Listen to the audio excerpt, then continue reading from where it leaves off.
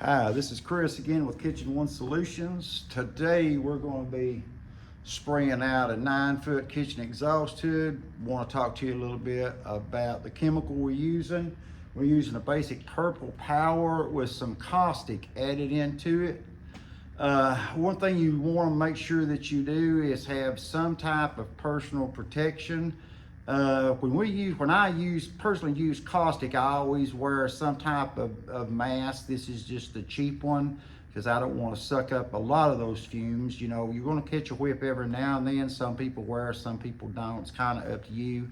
I highly recommend a pair of goggles. This chemical, it gets in your eyes.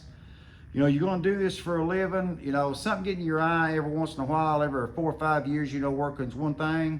But this mist carries, you know, up the fan and everywhere else when you're working on it. If you're constantly getting this chemical, even just a small amount in your eyes, over a period of time, it can cause a lot of damage. Another thing is just the cheap plastic gloves.